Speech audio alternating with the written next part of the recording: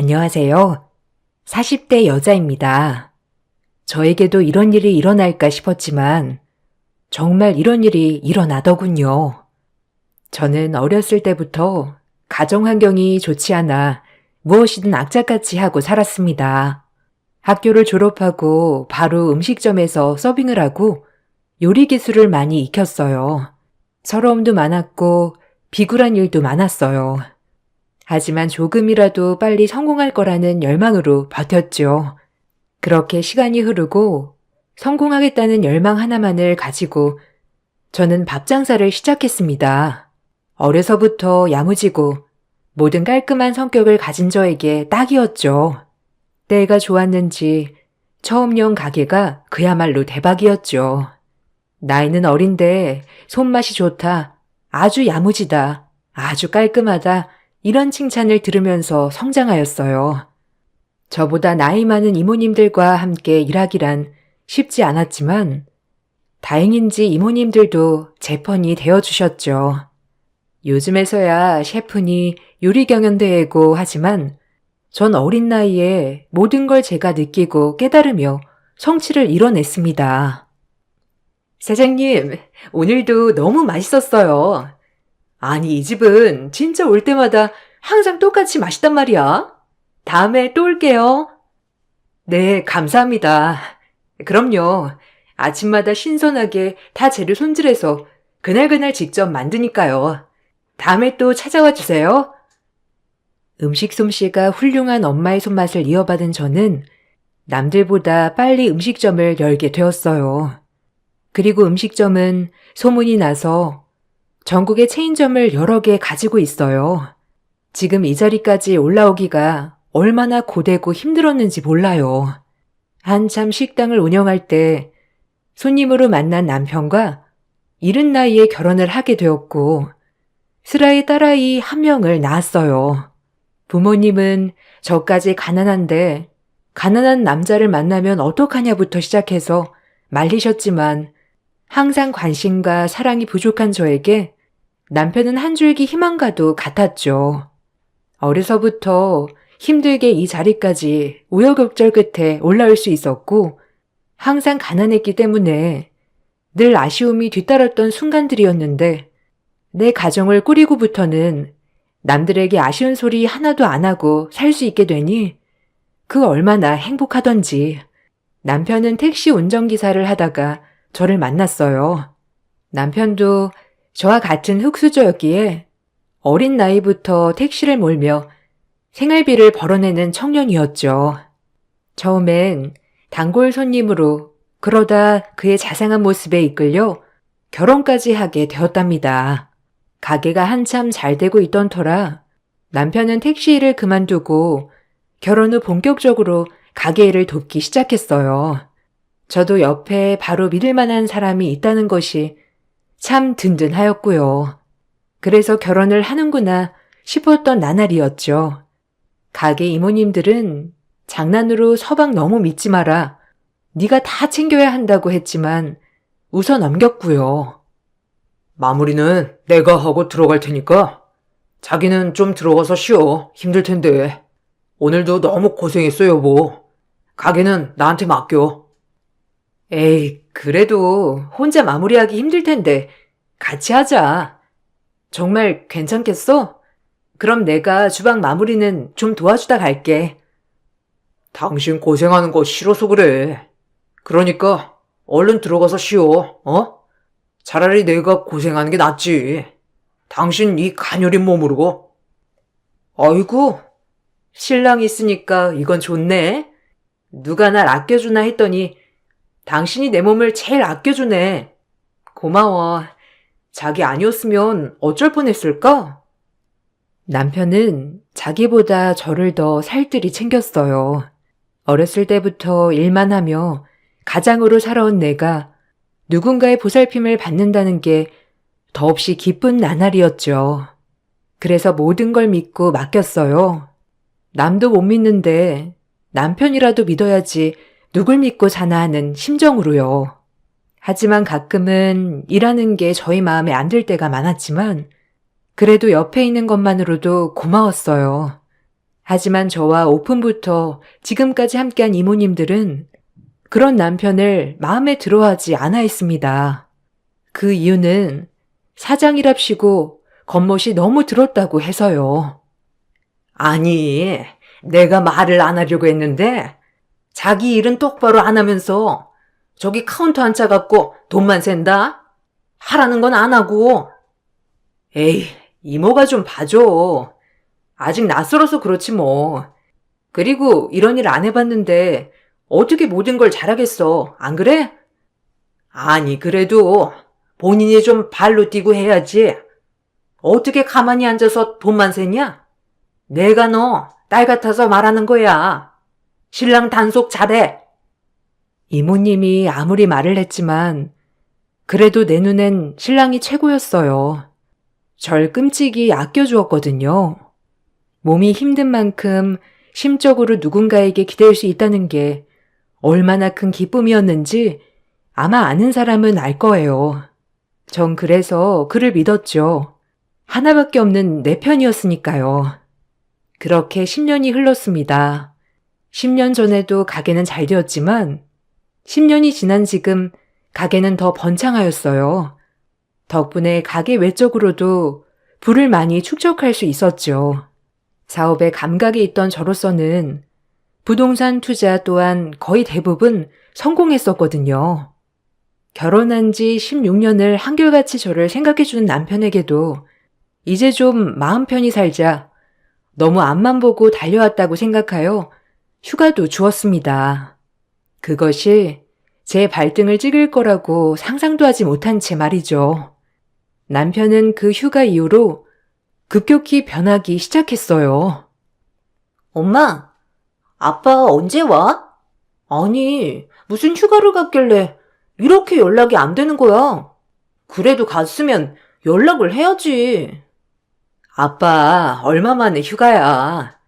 하루 종일 가게에서 주말 할 거 없이 자그마치 16년이야.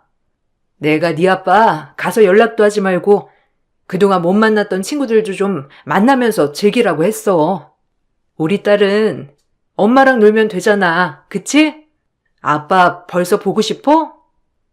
그게 아니라 연락은 그래도 해줄 수 있잖아. 엄마는 가만 보면 아빠를 너무 믿는 것 같아. 부부가 다 그런가? 그럼 믿고 살아야지. 자기 남편 못 믿으면 어느 누굴 믿고 살아? 엄마는 아빠 그리고 너 딱 둘밖에 안 믿어. 딸아이 말이 조금은 신경 쓰였지만 16년 동안 얼마나 힘들었을까 생각하며 저도 연락하지 않았어요. 남편은 고등학교 동창 친구들과 태국 여행을 갔거든요. 시차가 많이 차이 나는 건 아니지만 그래도 오랜만에 노는 거 얼마나 좋을까 하며 넘겼어요. 그리고 남편이 태국에서 돌아오는 날 남편은 어딘가 모르게 굉장히 들뜬 마음이 보였죠. 하지만 오랜만에 콧바람 쐬고 오니 정말 기분이 좋구나라고 생각하고 넘겼어요. 워낙 따지는 성격도 아니고 무조건 믿자는 주의여서 넘어갔던 것도 있고요. 잘 있었어? 가게는 괜찮았고? 그래도 나 없으니까 힘들었지? 당신 혼자 하기도 벅차잖아. 이젠 너무 규모가 커져서. 아니야. 그래도 늘 혼자 하던 건데 옆에 정자 언니가 많이 도와주기도 하고 자기만 잘 놀았으면 나야 됐네요. 그렇게 좋았어? 아주 싱글벙글이네. 얼마나 재밌게 놀았길래. 대수 씨랑 태영 씨도 다 같이 간 거야? 자기 고등학교 동창끼리 간 거잖아. 그럼 대수랑 태영이도 같이 갔지. 그래도 정자 누님이 나만 하겠어. 아, 맞다. 내가 이번에 쉬면서 생각해봤는데 이젠 주말에 좀 쉴까 해. 아무래도 나도 나이가 있으니까 좀 쉬엄쉬엄 해야겠더라고. 자기도 쉬면서 해. 몸 골아. 아, 그럴래? 그래. 자기 그동안 너무 고생했으니까 좀 쉬면서 해. 쉬면서 하은이도 좀 챙겨주고. 하은이가 얼마나 아빠 연락 안 된다고 하던지 하루 종일 기다렸어. 하은이 좀 신경 써주고 하면 좋겠다. 자기 친구도 만나고 하고 싶은 운동 있으면 해. 남편은 본격적으로 삶을 즐기기 시작했습니다. 저도 물론 그러고 싶었지만 저까지 쉬게 되면 오로지 가게들을 남들에게 맡겨야 했기에 성격상 그러지 못했죠. 남편은 태국을 다녀와서 안 하던 골프도 끊기 시작하고 마사지도 끊고 점점 밝아졌어요. 그런 활력 있는 남편 모습이 보기는 좋았지만 한시도 집에 있지 않는 남편 덕에 얼굴 볼 새 없는 하루였어요. 하지만 저와 같이 열심히 일한 남편에게 안식년을 주는 느낌으로 밖으로만 도는 남편을 탓하진 않았어요. 어느 날은 갑자기 일을 하다가 전화를 받고 뛰어나간 적도 있답니다. 그 얘기를 듣고 얼마나 황당하던지 식당 이모님들의 말을 듣고 그때부터 조금 이상하게 생각했죠. 아니, 사장님아, 남편 단속해야겠더라. 요새 허구한 날 핸드폰 문자만 본대. 뭐가 그렇게 낄낄거릴 게 많은지? 원래가 그런 사람이 아니니까 좀 이상하더라고. 그리고 한 번은 일하다 말고 전화 받고 잠깐 나갔다 온다고 하고 그날 오후에 들어왔잖아. 우리끼리 홀 보고 계산하느라 힘들었어. 이거 우리가 얘기했다고 하지 말고 슬슬 뒤 좀 밟아봐, 어? 보통 일 아니다, 이거. 에이, 이모. 아니야. 이모 너무 드라마만 본 거 아니야? 하은 아빠가 어디 그럴 사람이야? 내가 1년 정도 안식년 주는 느낌으로 살라고 했어. 그동안 많이 고생했잖아. 본인도 좀 즐기며 살아야지, 안 그래? 그러니까 이모들도 그러려니 해. 남자가 갑자기 변하면 무슨 일이 난 거야? 우리 사장님 일이 순진해서 어쩌노? 그리고 힘들면 사장님이 더 힘들지. 자기가 뭐가 힘들어? 아무것도 없이 장가 자라서 떵떵거리고 사는 게 누구 덕인데? 안 그러나? 어쨌든 잘 살펴봐라. 나중에 후회하지 말고. 식당 이모들의 귀뜸이 의심의 불씨가 피었어요. 그렇게 보니 모든 게 이상하더라고요. 태국에서 왜 정말 연락 한번 못했을까부터 주말마다 라운딩을 나간다는 핑계로 밤늦게 들어오는 것까지요. 그리고 새벽마다 나가서 그렇게 통화를 하더라고요. 더 확실한 증거는 평일 오후 남편의 동창 친구가 가게를 방문하고 벌어졌습니다. 이젠 의심이 확신이 되는 순간이었어요. 아이고, 재수씨, 오랜만입니다. 먹으러 온다 하면서 지금 오네요. 저 쌈밥 정식 하나 주세요. 간단히 밥 먹고 가야 해서. 어머, 오랜만이에요, 대수씨. 태국은 잘 다녀오셨어요? 그이가 얼마나 재밌게 놀았는지. 그래도 하나도 안 타셨네요? 네? 태국이요?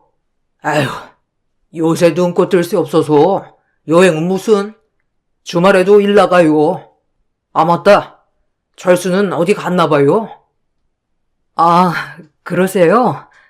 아, 제가 뭘 착각했나 봐요. 네, 철수 씨 오늘 골프 레슨이 있어서 가게 비웠어요. 다음에 와이프랑 같이 넷이 봐요. 태국을 다녀온 적 없다는 남편 친구의 말에 모든 것이 확실시 되었죠. 남들은 미련하다고 할지 모르겠지만 전 마음을 다잡았어요. 당장이라도 엎어버리고 싶은 마음이 굴뚝 같았죠. 하지만 우리 딸과 그리고 그동안 고생한 남편 한 번쯤은 눈 감아줄까라는 마음에서 갈등이 되더군요. 남자가 한 번쯤 실수할 수 있지. 아니, 바람이 아닐 수도 있잖아. 곧 제자리로 돌아올 거야 라는 마음으로 말이에요. 그래, 그동안 열심히 했잖아 라는 마음으로 마인드 컨트롤을 했습니다. 하지만 돌아올 거란 남편에 대한 기대는 점점 불안으로 번져갔죠. 남편은 의심조차 안 하는 저를 보며 점점 더 자유롭게 행동했어요. 일 끝나고 술 마시러 간다고 하고 외박도 일삼았고요. 점점 부부싸움이 시작되었죠. 부부싸움보다 더 마음 아팠던 건 믿었던 남편이었기에 충격이 컸어요. 자기, 요즘 왜 이렇게 변했어? 아무리 노는 게 좋아도 그렇지. 안 그러던 사람이 그러니까 불안해 죽겠어. 요즘 뭐하고 돌아다니는 거야? 아니, 내가 그동안 일만 했잖아. 나도 좀 이렇게 살면 안 되냐? 너 죽으면 그 돈 다 짊어지고 갈래? 너도 좀 즐겨. 그럼 가게 일은 누가 하고? 나도 즐길 줄 몰라서 안 즐기는 거 아니야. 그래도 우리 하은이 대학까지 다 보내고 시집 보내고 좀 더 안정되면 그때 천천히 하나하나 정리하면서 즐겨야지. 자기 보고 나처럼 살라는 말은 안 해. 그래도 외박이 말이 돼? 남자가 술 먹으면 좀 그럴 수도 있지. 너 원래 이런 스타일이었냐? 그나마 고분고분해서 참고 살만 했는데 참. 무슨 뜻이야? 지금은 그럼 살기 싫다는 거야? 말해봐. 자기 솔직히 바람 피우지? 누구야? 누구냐고? 나 엄청 참았어. 알아? 뭐? 바람? 너 지금 나 뒷조사했어? 와, 진짜 어이없네. 그래서 뭐 좀 나왔어? 참나. 그래, 바람 났다. 어쩔래? 뭐가 그리 당당해? 나랑 하은이 생각도 안 하고 그렇게 바람이 펴지든? 당신 원래 이런 인간이었어? 어? 처음으로 숨 쉴 수 있었어. 맨날 일에 박혀서 살다가 처음으로 사는 것 같더라. 너랑은 달라. 그놈의 톤돈돈 하는 너랑은. 남편의 말에 뒤통수를 한 대 세게 맞은 것 같았어요. 지금까지 내 돈으로 호요식한 사람이 제가 돈돈거리는 사람이라뇨. 정말 참을 수 없었어요. 상대가 누군지 몰랐으나 그때는 왜 이렇게 어리석었는지 그저 그냥 눈 감아 주었어요. 우리 딸을 위해서라도 가정을 지키고자 하는 마음이 컸던 것 같아요. 더 이상 안 물을게. 그래, 당신 열심히 살았던 거 알아. 그래도 그동안 하고 싶은 거 다 하면서 산 거 아니야? 그래서 이제 와서 뭐 어쩌자고. 더 이상 말하지 않을게. 정리해. 그러면 눈 감아 줄게. 하지만 내 인생에 두 번의 용서는 없어. 이게 처음이자 마지막이야. 기다려줘. 정리할게. 나도 내가 미쳤었나 봐. 그러니까 조금만 기다려주면 금방 정리할게. 어떻게 관계를 무자르듯 정리하냐? 남편은 조금만 기다려달라고 했지만 저는 그 말도 참을 수가 없었어요. 바람 피운 게 뭐가 자랑이라고 대단한 로맨스 놀이 하고 있는 것처럼 그러나요? 전 단칼에 그 말에 거절했어요. 그리고 다시 제자리로 돌아오라고 다그쳤죠. 남편도 알겠다고 했고요. 장난해? 무슨 대단한 사랑이니? 못 기다려. 바로 정리해. 마지막이야. 내 인생에 두 번의 용서는 없다고 했어. 하은이 봐서 참는 거야.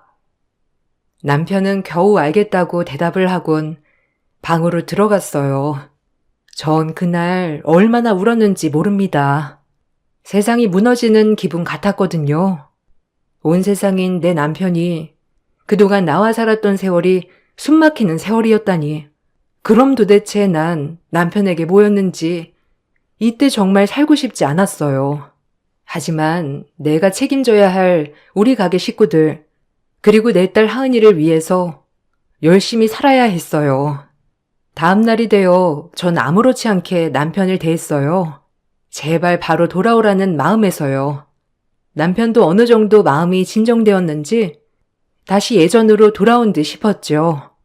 억지로 그래 한 차례 지나가는 고비일 것이라고 여기며 마음을 다잡았습니다.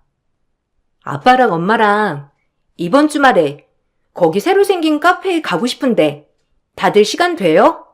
우리 셋이 어디 나간 지도 오래됐잖아. 엄마는 괜찮은데.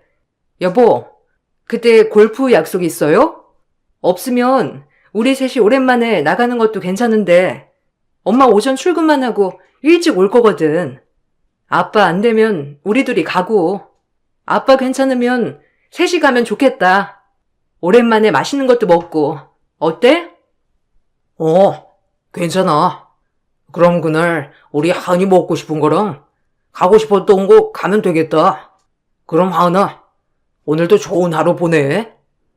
남편은 그렇게 예전에 다정했던 남편, 아빠처럼 돌아온 듯 했죠. 하지만 그것은 착각이었어요. 역시나 주말이 되자 남편은 사정이 생겼다며 손살같이 나가버렸죠. 이제 남편이 뭐라고 다니는지 알아서 정말 허탈하고 비참한 마음이 들었어요. 전화해도 받지 않는 남편, 그리고 딸은 이유도 모른 채 아빠 왜 그러냐고 저한테 묻는데 가슴이 찢어지는 줄 알았어요. 아니, 아빠 뭐야? 같이 가기로 했으면서 어이없어. 그럼 엄마랑 둘이 가야지 뭐. 아빠랑 가서 셋이 사진도 찍으려고 했는데. 그러게. 오늘은 우리 둘이 놀아야겠다. 하은아, 그리고 또 먹고 싶은 거 뭐 없어? 오늘은 하은이가 하고 싶은 거 다 해줄게. 아싸. 아빠랑 나온 거보다 차라리 오늘 엄마가 내가 하자는 대로 하는 게 더 좋다. 주말마다 일찍 오면 안 돼? 엄마가 맨날 집에 있었으면 좋겠어? 그럼 우리 하은이 하고 싶은 거, 갖고 싶은 거 어떻게 사주지? 하은이 안 입고 안 살 수 있어? 아, 뭐야. 그럼 안 돼. 그래도 주말에는 이렇게 내 데이트 신청도 받아주세요. 아셨죠? 엄마랑 이렇게 나오니까 너무 좋아. 딸아이의 철없는 소리마저 그날은 구슬프게 들리더라고요. 모든 게 얼마나 다 미안하던지 전 그날 집으로 돌아온 남편에게 따져 물었어요. 그리고 남편은 오늘 가서 정리를 했다며 바락바락 우기더라고요. 더 이상 어찌할 수 없었습니다. 당신 뭐야? 하은이한테도 이럴 거야 정말? 아직도 정리 못했니? 도대체 누구길래 그래? 내가 나가서 정리해줘? 아이, 정리했어. 오늘 다 끝냈어. 그러니까 이제 그만해. 다시 돌아가자, 우리. 내가 미안해. 이젠 당신 속상하게 안 할게. 남편의 미안하단 말에 와르르 무너졌죠. 그 한마디에 무너지는 마음이란 전 모든 걸 잊고 용서하기로 했어요. 그렇게 저희는 돌아가는 듯 했습니다. 남편은 저에게 미안한지 전보다도 더 가게에 집중했고 이모님들 또한 그런 저에게 남편이 달라진 것 같다고 말씀해 주시기도 했어요. 그만큼 남편은 전보다도 더 최선을 다해 일했죠. 한편으론 고마웠어요. 그렇게 모든 것이 제자리로 돌아오는구나 싶었을 때 몸에 이상을 느꼈습니다. 처음에는 요즘 스트레스를 많이 받아서 그런가 보다 했지만 점점 계속되는 배 통증에 병원을 가보았어요. 단순 위염이나 장염인가? 라고 생각했었는데 결과는 당혹스러웠죠. 아이고, 임미령 씨? 왜 지금 오셨어요? 무슨 일 하시죠? 아유, 보호자는 안 오셨나요? 보호자가 왔으면 같이 얘기하고 싶은데. 아니요. 저한테 말씀해 주세요. 괜찮아요. 혹시 뭐 심각한가요? 웬만한 거에 충격 잘 안 받아요. 말씀해 주세요. 위암 말기입니다. 3개월 남았어요. 증상 없으셨나요? 이쯤 되면 통증이 꽤 심각했을 텐데. 연명 치료밖엔 할 게 없어요. 네? 지금 제가 시한부라는 거예요? 아니, 저 괜찮았어요. 요 근래 좀 통증 있는 거 말고는, 제가 그럼 위암이라는 거예요? 의사의 그렇다는 대답에 할 말을 잃었어요. 치료를 해도 조금의 연장선의 치료일 뿐 의미가 없다는 말. 하지만 조금이라도 삶을 연장하고 싶으면 당장이라도 치료를 해야 한다는 말에 뒤통수를 세게 맞은 것 같았어요. 어떻게 이럴 수가 있을까요? 어렸을 때부터 너무 성공만을 바라온 제 자신이 한심했어요. 건강이 최고인데 너무 앞만 보고 살았다는 죄책감. 우리 딸 아직 고등학교 졸업하지 않은 미성년자인데 엄마 없이 어떻게 살아갈까라는 마음, 별의별 생각이 다 들었어요. 그리고 왜 열심히 산 죄밖에 없는 나에게 이런 시련이 오다니요. 병원에선 당장 치료를 할 거면 지금이라도 해야 한다고 했지만 조금 생각할 시간을 달라고 하고 나왔습니다. 그리고 병원 로비에서 얼마나 울었는지 눈이 퉁퉁 불도록 울었어요. 저보단 제 딸아이가 걱정이 가장 많이 되었죠. 그리고 전 그날 가게로 가지 않고 집으로 왔습니다. 왜 이렇게 딸에게 못해준 생각만 나는지. 제가 연락도 받지 않고 집에 오자 남편도 일을 마치고 집으로 왔어요. 그리고 불도 켜지 않은 집 불을 켜며 말하더군요. 아니, 가게도 안 오고, 하루 종일 연락도 안 되고, 무슨 일 있어? 아니, 울었어? 왜 그래? 오늘 병원 다녀온다더니? 여보, 나 어떡해? 나 3개월 남았대. 시험부래. 이게 말이 돼? 왜 나야? 하필이면 우리 하은이 어떡해? 남편을 보자마자 울컥 눈물이 너무 나왔어요. 남편도 저의 눈물에 당황했는지 절 토닥여 주다가 조용히 물었습니다. 아니, 무슨 소리야? 시한부라니? 확실한 거야? 오늘 병원 가서 들은 거야? 아니, 어떻게 그런 일이 있을 수 있지? 나 어떡해? 아니 우리 하은이 어떡해? 나 진짜 이대로 하은이 두고 절대 못 가. 아직 졸업도 안 한 애를 내가 해준 게 뭐가 있다고.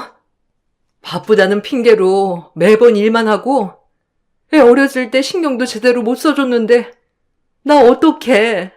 나 억울해서 못 죽어. 남편은 울고 있는 절 지그시 바라보다 소름 돋게 한마디 하더군요. 전 그 눈빛 말투에서 할 말을 잃었습니다. 내가 10여 년을 알고 지낸 남편이 이런 사람이었는지도 오늘에서야 알게 되었고요. 갑자기 손뼉을 치면서 저에게 말하더군요. 하은이는 걱정 마. 내 딸인데 내가 잘 케어할게. 그나저나, 그럼 당신 재산은 어떡하지? 지금이라도 슬슬 나한테 정리해야 하는 거 아니야? 지금 재산 얘기를 꺼내는 남편을 보자 눈이 뒤집혔어요. 지금 재산 소리가 나오나 했죠. 사람이 최악일 때 내 편과 아닌 사람이 구별된다는 말이 확실해졌고요. 남편은 제 편인 척하는 남의 편이었습니다. 전 남편에게 악다구니를 쓰며 말했어요.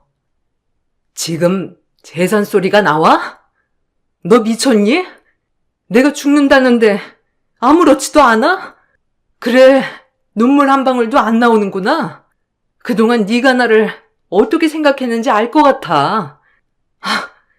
3개월만 참지 그랬니? 그래도 가는 길 편안하게 눈 감게 해주지. 빨리 가라고 아주 재촉을 하는구나. 네가 남길 재산만 50억이 넘어. 내가 가만히 있게 생겼어? 분명 처가 식구들 다 탐낼 건데 그 전에 네가 정리하는 게 맞지. 어차피 하은이는 내가 키울 건데 그 돈이 내 돈이 되어야 하는 것도 맞는 거고 다 하은이 생각해서 그러는 건데 왜 그래? 위선 떨지 마. 넌 그래봤자 사이코패스야. 어떻게 사람이 죽는다는데 눈 하나 깜짝도 안 할 수가 있어? 나 그동안 어떻게 살았던 거니? 남편은 저를 뿌리치고 밖으로 나갔습니다. 한참 들어오지 않길래 창밖을 보니 웬 여자와 손뼉을 짝짝짝 치면서 웃고 있더군요. 상간녀였어요. 정리를 했다는 것은 다 거짓말이었고요. 제가 알아서 떨어져 나갈 것 같자 상간녀에게 금세 전화를 해 집 앞에서 만났고요. 전 허탈했습니다. 3개월 기다릴 필요 없이 지금 당장 죽고 싶었어요. 하지만 우리 딸 하은이를 생각해서 꾹꾹 참아야 했죠. 딸에게 어떻게 말을 해야 할까 고민하고 또 고민했어요. 한참을 상간녀와 놀다 들어온 남편에게 말했죠.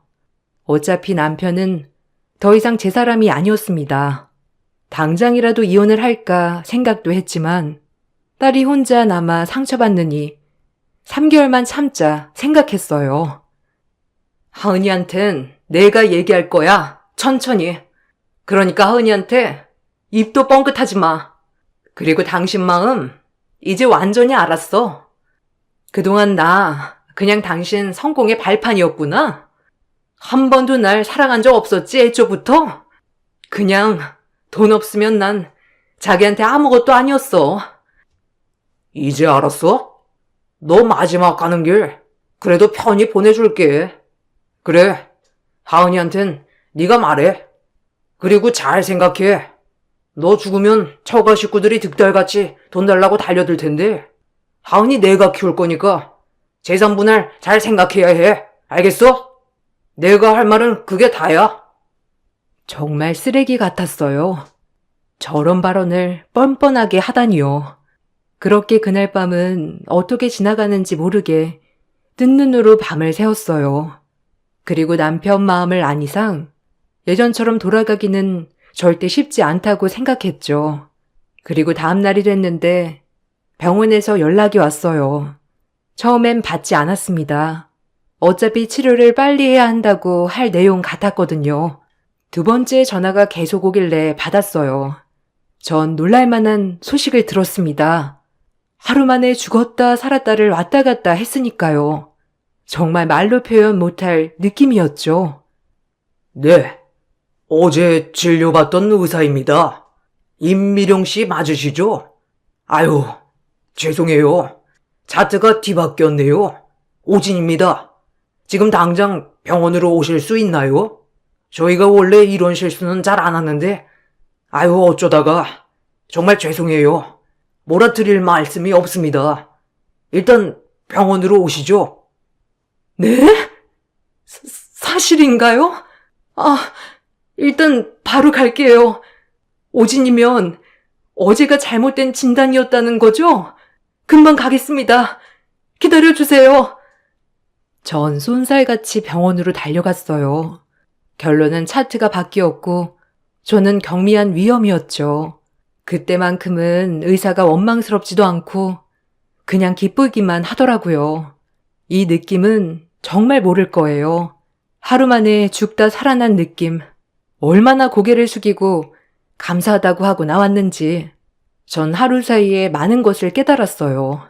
그리고 하루 만에 저에게 발톱을 드러낸 남편에게 응징을 하기로 마음먹었죠. 병원을 나와 변호사를 찾아갔어요.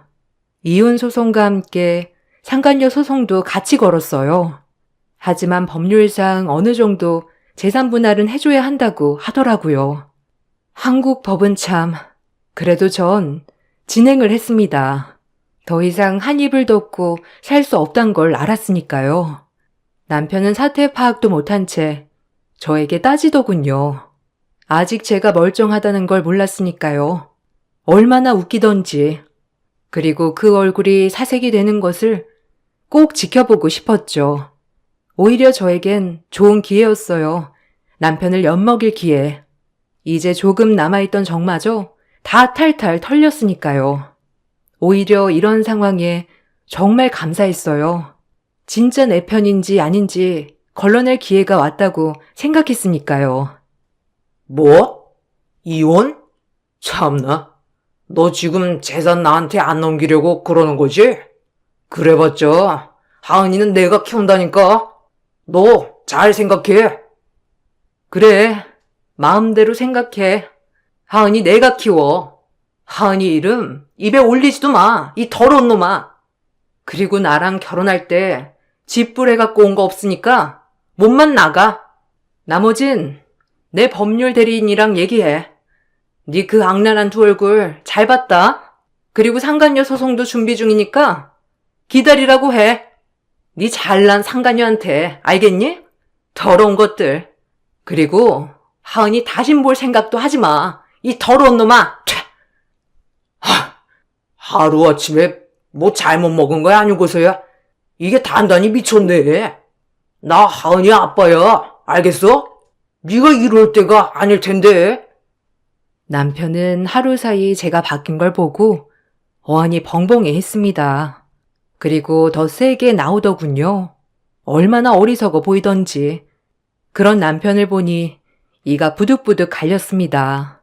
그리고 어떻게 이런 사람을 믿고 10여 년을 살아왔는지 정말 땅을 치게 되더군요. 그렇게 다정해 보이던 사람이 지금은 악마의 두 얼굴을 하고 제가 죽기만 바라는 치졸한 남자였으니까요. 소름이 돋았죠. 너 이렇게 한다 이거지? 하은이한테 엄마가 아파서 좀 미쳤다고 해볼까? 참나, 이제 죽을 때가 되니까 갑자기 왜 그래? 뭐? 죽을 때? 죽기를 바란 건 아니고 네가 어떻게 나한테 이럴 수 있니? 나 암 아니래. 그니까 시한부 아니라고. 알겠어? 오진이래. 어떡하냐? 네가 그렇게 내 명 재촉했는데 덕분에 잘 알게 됐어, 네 마음. 아마 이러려고 나한테 그런 시련도 있었던 거겠지? 뭐? 오진이라고? 그런 경우가 어딨어? 말이 되는 소리를 해. 도라니 이제? 참나, 어떻게 그게 말이 되는 소리야? 나보고 널 내다 버리라는 계시지, 안 그러니? 이제 끝이야. 내 인생에 두 번은 없어. 끔찍하다. 더 이상 말 섞고 싶지도 않아. 위자료 줘, 그럼. 내가 그동안 여기서 머슴살이 한 게 얼만데, 안 그래? 이 정도는 받을만 하잖아, 내가. 이건 해줄 수 있지? 진짜 미쳐도 곱게 미쳐야지. 하은이가 이런 모습 알면 어떻게 생각하겠니? 내 법률 대리인이랑 얘기해. 이 구질구질한 인간아. 남편은 믿고 싶어 하지 않았죠. 하지만 사실이었습니다. 그렇게 전 이혼소장을 날렸어요. 그 남편은 미안하다고 자기가 그때 상간녀 때문에 정신이 나갔었다고 빌고 빌었어요. 하지만 절대 용서가 되지 않았고 제 인생에 두 번의 용서는 없기에 끝을 냈습니다. 다행히 재산 분할도 남편이 제 재산에 기여한 바가 많이 없기에 적당한 선에서 끝냈죠. 딸아이는 모든 사실을 알고 아빠와 이제 절연하겠다고 했어요. 이 부분에 있어서 정말 마음이 너무 아팠습니다. 저에겐 나쁜 사람이었지만 딸아이에게만큼은 좋은 아빠로 남아주었으면 하는 바람이 있었거든요. 하지만 딸아이는 바람 피운 아빠와는 상종도 하기 싫다고 하고 있고요. 그렇게 전 싱글맘이 되었어요. 인생을 하루 만에 살았다 죽었다 하니 정말 모든 것이 바뀌더라고요. 제가 보던 세상, 그리고 무엇이 더 소중한지도 다시금 깨닫게 되었고요. 오히려 고마운 계기가 되었어요. 식당 이모님들은 진작에 이혼하길 잘했다고 오히려 좋아한답니다. 그동안 말을 안 해서 그렇지 전 남편은 가게에서 엄청 진상이었다고 해요. 지금은 저의 휴식을 많이 가지면서 가게 운영을 하고 있어요. 조금 더 사람을 많이 쓰고 딸아이와 시간을 많이 쓰고 있죠. 이렇게 행복한 것인 줄 몰랐어요. 그동안 왜 이렇게 치열하게 앞만 보고 살아왔는지 아마도 그때 얻은 교훈이 아니었으면 계속 그렇게 치열하게 돈만 벌고 살았겠죠. 하루하루 감사하며 사는 지금 너무 행복해요. 인생 별거 없더라고요. 내가 사랑하는 나의 딸, 그리고 제 건강 살피고 즐기며 살렵니다. 여러분들도 하루하루 행복한 날 되시길 바랄게요. 제 글 읽어주셔서 감사합니다. 안녕하세요. 저는 30대 중반 여자입니다. 작년 이맘때쯤에 충격적인 사건 하나가 온 집안을 쑥대밭으로 만들었는데요. 여러분들도 제 사연을 들어보시면 깜짝 놀라실 정도로 정말 말도 안 되는 일들이 눈앞에 펼쳐졌었네요. 작년 겨울에 남편과 결혼한 지 얼마 되지 않았을 때 시댁 식구들은 시집온 저를 마음에 들어하지 않았어요. 남편이 저를 사랑하니까 어쩔 수 없이 결혼을 허락해 줬다는 게 온몸으로 느껴질 정도로 저를 대하는 표현도 상당히 거칠었고 툭툭 내뱉는 말들이 결국 상처로까지 이어지게 만들었었죠.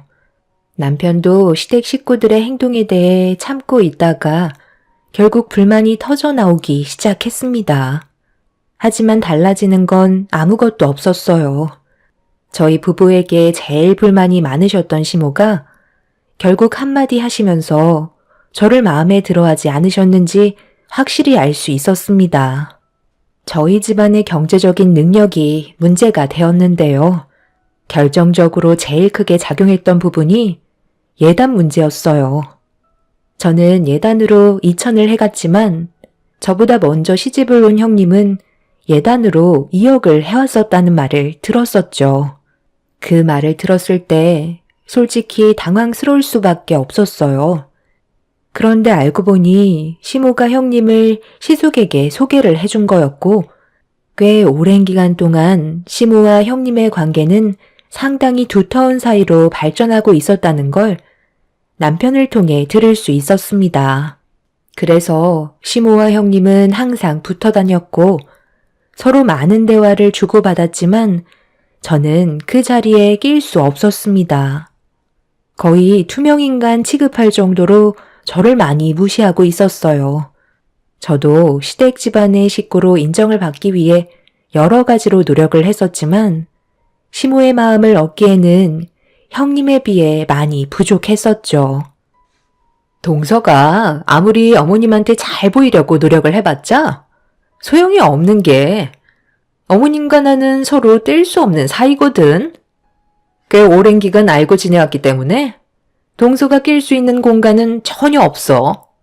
내 말 무슨 뜻인지 알겠어? 쓸데없이 노력할 필요 없다는 거야. 그런데 동서가 어머님한테 관심을 받을 수 있는 방법이 아주 없는 것도 아니고 하나 있긴 한데 이건 체력이 뒷받침되어야 하거든. 동서가 집안 살림을 꽤 잘한다는 말을 어머님한테 들은 적이 있긴 한데 그 점을 상당히 높게 사는 것 같더라고. 그게 무슨 말인지 대충 알겠지? 어머님 댁에 올 때면 동서가 할 일을 알아서 찾아서 해놓으면 된다는 거야. 그럼 자연스럽게 며느리로 인정받지 않겠어? 나는 어머님과 여러 가지 일을 같이 하기 때문에 가까워질 수밖에 없는 사이지만 동서는 그렇지는 못하잖아. 그렇기 때문에 일단 어머님의 눈에 들어오는 게 우선 아니겠어? 동서가 열심히 하는 건 좋은데 너무 들이대는 것도 어머님은 부담스러워 하시거든. 며느리가 애교 부리는 거 딱 질색하셔. 한두 살 먹은 것도 아니고 다 큰 여자가 어머님 하면서 코에 바람 넣어봤자 오히려 역효과라는 소리야. 내 말 무슨 뜻인지 알겠지? 형님은 제가 어머님한테 며느리로 인정받길 원한다면서 갑자기 전화를 해서 방법을 알려주었지만 기분이 썩 좋진 않았어요. 한마디로 시댁에 오면 모든 집안일은 저보고 혼자 하라는 말이었으니까요. 그런데 형님과 전화통화로 그런 대화를 나눈 뒤 다가온 주말에 시댁에 모임이 있어서 남편과 함께 찾아뵙게 되었는데 여기서 예상하지 못한 문제가 터지고 말았습니다. 시부와 시숙은 남편을 데리고 바다로 낚시를 가겠다며 오자마자 짐을 챙겨 떠날 준비를 하고 있었어요. 저희 부부는 그냥 단순하게 식사만 하는 자리인 줄 알았는데 전혀 알지 못했던 상황이라 당황스럽기만 했었죠. 정말 난감했던 게 남편에게 가지 말라는 말을 할 수 없는 분위기라 어쩔 수 없이 보내줘야만 했었죠. 그런데 옆에서 형님이 시숙한테 언제 집에 올 예정이냐고 물어보니 다음날 저녁 때쯤에나 올 것 같다며 방어 낚시를 하러 간다는 말을 듣게 되었죠. 추운 겨울날 왜 낚시를 가야 하는지 저는 이해할 수가 없었어요. 남편도 어쩔 수 없을 것 같다는 눈빛을 저에게 보내며 시간 날 때마다 연락을 하겠다는 말을 끝으로 그렇게 남자들은 낚시를 하러 떠나게 되었네요. 남편이 있었을 때는 그래도 조금은 안심이 됐었는데 여자들끼리만 있다 보니까 제가 뭘 어떻게 해야 할지도 모르겠고 오히려 더 어색해지기만 했었습니다. 남자들이 집안에 있으면 얼마나 정신이 없는지. 차라리 잘 됐다니까. 우리끼리 할 말도 많고 앞으로 어떻게 지내야 할지 제대로 된 대화를 나눈 적은 없었잖아. 자주는 못하더라도 이렇게라도 가끔 각자의 시간을 가지는 게 서로에 대해 더 많은 걸 알 수 있는 계기가 되는 거라고. 세아가도 우리 집안의 며느리로 들어왔으니 앞으로 어떤 식으로 지내야 하는지 이번 기회에 제대로 배우도록 해라. 우선적으로 세아가가 해야 될 일부터 일러주도록 하마.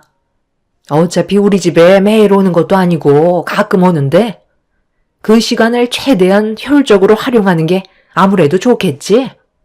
우리 집에 들어오자마자 음식은 기본적으로 해야 되는 거고 식사가 끝이 나면 빠르게 설거지를 한 다음 그동안 밀려있던 집안 청소와 함께 빨래까지 전부 다 해결해 줬으면 좋겠다.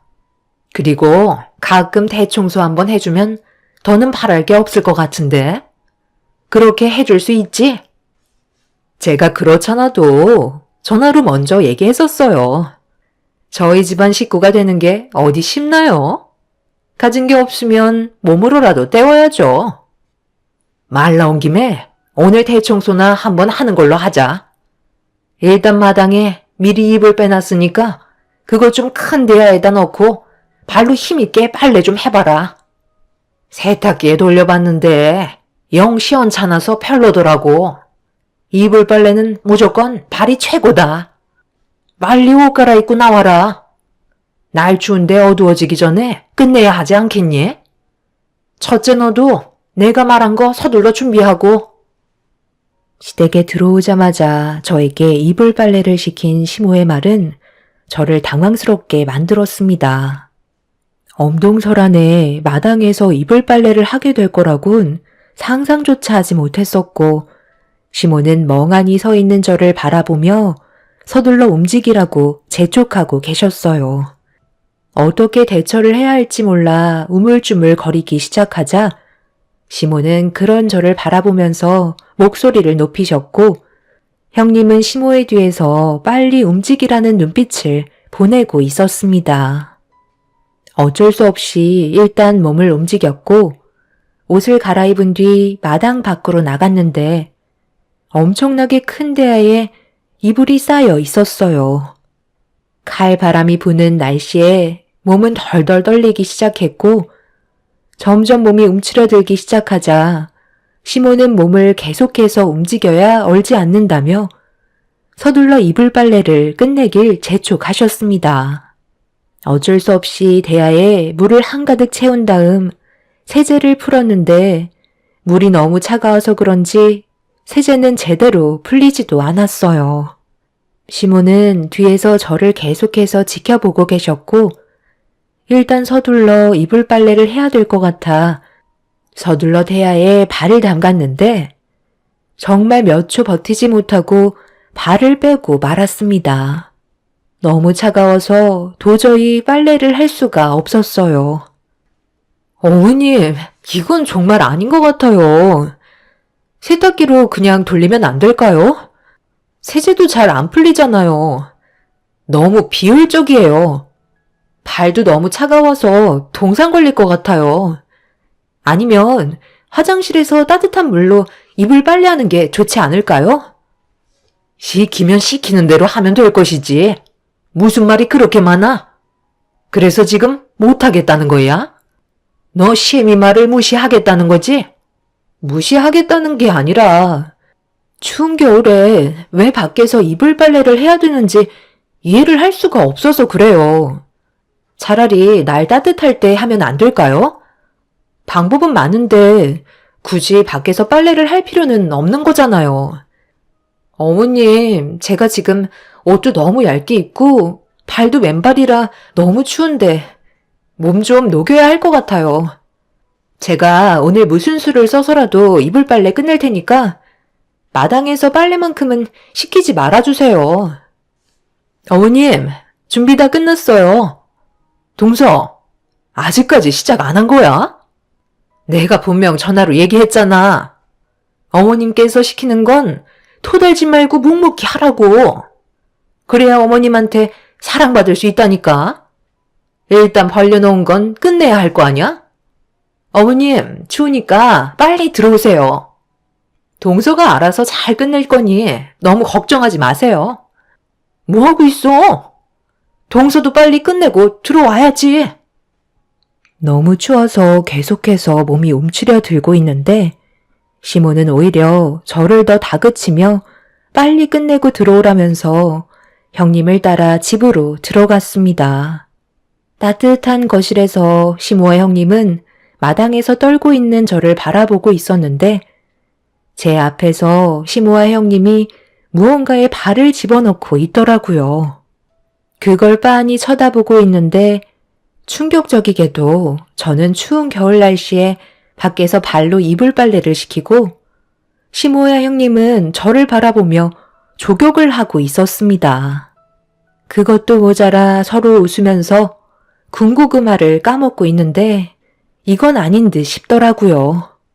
너무 화가 나서 제가 시모를 노려보고 있자 시모는 손짓으로 서둘러 빨래를 하라고 재촉하셨고 저는 시모와 형님이 보는 앞에서 대야를 엎어 버렸습니다.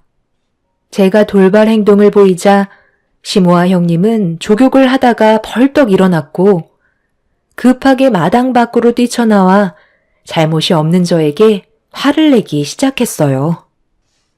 너 지금 뭐 하는 짓이야? 내가 분명 이불 빨래를 시켰지 대야를 엎어버리라고 시켰니? 우리 집 며느리로 들어왔으면 말을 따라야 되는 건 당연한 거 아니야? 이제 보니까 너 아주 버릇이 없구나. 내가 마지막으로 얘기하는데 더러워진 입을 제대로 빨지 않으면 오늘 집에는 못 들어올 줄 알아라. 네가 왜 이런 대우를 받는지 몰라? 시집 올 때 어떻게 했어? 내가 너희 집안 사정이 하도 어렵다고 하길래 예단으로 1억 요구했는데 결국 힘들다며 2천 해오지 않았니? 내 아들과 결혼은 하고 싶은데 돈은 주고 싶지 않다는 거였잖아. 그래서 채우지 못한 금액만큼 몸으로 때우라는 건데 그것마저 싫다는 거야? 내 아들을 공짜로 데려갔으면 최소한의 양심은 있어야지. 마지막으로 경고하는데 이불 빨래 오늘 안으로 끝내지 않으면 집에 발도 들이지 못할 거니까 생각 잘하고 판단해라. 지금 여기에서 너를 편들어줄 사람은 아무도 없다는 거 몰라? 저 그냥 돌아갈게요. 그이랑 결혼 생활은 유지하겠지만 어머님 며느리로 살고 싶은 마음은 없을 것 같네요. 제가 시모에게 반감심을 품게 되자 그런 저를 보며 화가 많이 나셨는지 시모는 수돗물에 물을 틀어 제 몸에 뿌리기 시작했어요. 온몸이 찬물에 젖어버렸고 찬바람으로 인해 체온이 급격하게 떨어지기 시작하면서 입술이 떨려오고 있었습니다. 형님은 시모 뒤에서 저를 한심하다는 듯 바라보며 시모가 시키는 대로 빨리 하고 들어왔으면 이런 일도 없지 않았냐고 한숨을 내쉬더니 시모를 모시고 집 안으로 들어갔네요. 시모는 절대 들어오게 해선 안 된다며 집안 구석구석 돌아다니시더니 문이란 문은 죄다 잠가 버리셨어요. 시모의 행동은 제가 어떻게 돼도 상관없다는 걸 확실하게 느낄 수 있었죠. 그리고 마지막으로 제 얼굴을 보시며 이불 빨래를 빨리 끝내라는 손짓을 끝으로 커튼을 치셨습니다. 너무 화가 나고 제가 왜 이런 대접을 받아야 하는지 이해할 수가 없어 결국 참고 있던 눈물이 쏟아지고 말았습니다. 일이 이렇게 된 마당에 이불 빨래하는 건 제 자존심이 용납할 수 없었고 더 이상 눈앞에 아무것도 보이지 않았어요. 그때 당시 저는 제정신이 아니었는지 옆에 쌓여있던 이불들을 전부 다 질질 끌어 시부가 키우시는 소 축사에 전부 다 던져버렸네요. 제가 조용해지자 밖의 상황이 궁금했는지 시모는 갑자기 커튼을 옆으로 치시더니 밖을 살피셨어요. 그런데 눈앞에 보여야 될 제가 없어지고 많은 이불이 사라지자 시모는 당황했는지 급하게 밖으로 나왔습니다. 시모의 뒤를 따라 나온 형님은 제가 소축사에 이불을 전부 다 던져버린 걸 발견했는지 비명을 질렀고 뒤이어 시모와 소들의 배설물에 범벅이 되어버린 이불들을 바라보시더니 비명을 지르셨습니다. 저는 시모와 형님 앞에 나타나 삽으로 소의 배설물이 한가득 담겨있는 통을 얼굴을 향해 쏟아 부었고 무방비 상태로 머리 위로 뒤집어 쓴 시모와 형님은 난리가 나고 말았습니다. 시모에게 받았던 상처가 너무나도 컸던 저는 시모가 했던 행동 그대로 수도에 물을 틀어 형님과 시모를 향해 뿌려버린 뒤 저를 잡으려고 달려오는 시모와 형님을 피해 급하게 집 안으로 들어가 문을 걸어 잠갔습니다. 시모는 당장 문을 열라고 난리를 치셨지만 문을 열어줄 생각은 조금도 없었습니다. 그렇게 문 밖에서 한참 동안 난리를 친 시모와 형님은 얼굴에 묻은 배설물 때문에 서로 오바이트를 하며 마당에 있는 찬물로 온몸을 씻어내기 시작했고 전세가 역전이 되자 시모는 저에게 결국 두 손 들고 용서를 구하셨네요. 하지만 결혼한 지 얼마 되지 않았던 저를 막대한 시모와 뒤에서 계속해서 화를 부추겨 세운 형님을 용서하고 싶지 않았습니다. 저도 부모님한테는 귀한 자식인데 그런 저를 함부로 대했다는 게 너무 화가 났었어요. 너무 서러운 감정이 북받친 상태에서 남편에게 이런 상황을 알려줘야 할 것 같아 전화를 했는데 핸드폰이 꺼져 있더라고요. 일은 벌렸는데 집 밖으로 나가지도 못한 채 불안에 떨고 있는데 거실 테이블에 좀 전까지만 해도 없었던 무언가가 제 두 눈에 들어왔습니다. 그런데 마당에서 저를 지켜보고 있던 시모와 형님이 서류 봉투를 집어들려 하는 저를 보자마자 갑자기 난리를 치기 시작했어요. 저에게 무언가 숨기는 게 있는 것 같아 서류 봉투 안에 있던 내용물을 확인해 보려는 순간 시모가 마당에 있던 돌을 집어들더니 거실 창문을 깨부쉈고 급하게 들어오려 하길래 옷까지 갈아입은 상태로 집 밖을 나가려고 준비하고 있던 저는 형님과 시모가 거실 창문을 깨고 들어오는 순간 서류 봉투를 챙겨 급하게 현관문을 열은 뒤 밖으로 빠져나왔습니다. 시모와 형님은 저를 잡겠다며 미친 듯이 뛰어왔고 저는 잡히지 않으려고 서류 봉투를 손에 꽉 쥔 채 최대한 온 힘을 다해 전력 질주를 하게 되었네요. 체력적으로 자신이 있던 저는 시모와 형님을 따돌릴 수 있었고 일단 서둘러 집으로 오게 되었습니다. 남편에게는 문자로 상황을 알린 뒤 집으로 곧장 오라는 말을 전달한 뒤에 숨을 고른 다음 서류 봉투 안에 있던 서류들을 꺼내 들어 확인을 해봤는데 저는 처음 보는 어려운 내용들이 적혀 있어 정확하게 파악하기에는 어려움이 있었는데 시모와 형님은 제가 가지고 간 서류가 정말 중요한 물건이었는지 곧바로 저희 집 초인종을 쉬지 않고 눌러대기 시작했어요. 인터폰을 켜고 왜 찾아왔냐고 물어보자 시모는 그동안 저를 대했던 행동들에 대해 전부 사과를 하면서 서류만 달라고 애원하셨습니다. 서류에 대해 솔직하게 설명을 해달라고 얘기했지만 그에 따른 답은 해주지 않으셨네요. 그런 것까지 굳이 알아서 좋을 거 없잖아. 내가 그동안 너를 며느리로 인정해주지 않고 함부로 대했던 거에 대해 정말 미안하다. 앞으로 2번 다시 그런 일은 없을 테니까 우리 처음부터 다시 시작하는 걸로 하자니까. 집에까지 찾아왔는데 현관문 안 열어줄 거니? 제가 현관문을 열면 어머님이 갑자기 돌변하실 것 같아서 문은 열어드리지 못하겠어요. 그리고 이 서류가 뭔지 정확하게 알려주시지도 않았잖아요. 거실 창문을 깨고 들어오실 정도면 제가 봐선 안 될 내용 같은데 솔직히 저는 봐도 모르는 내용이더라고요. 그런데 중요한 건 남이 보면 절대 안 된다는 것쯤은 알 수 있는 것 같아요. 뭔지 확실하게 알고 난 뒤에 다시 돌려드리든지 할게요. 어머님이 모든 걸 자초하신 일이니 그 정도는 감수하시는 게 맞는 것 같은데요? 어차피 동서가 알아봤자 득될 건 하나도 없어. 그건 어머님이랑 내가 사업자 준비하고 있던 서류들이라 중요해서 그런 것 뿐이야.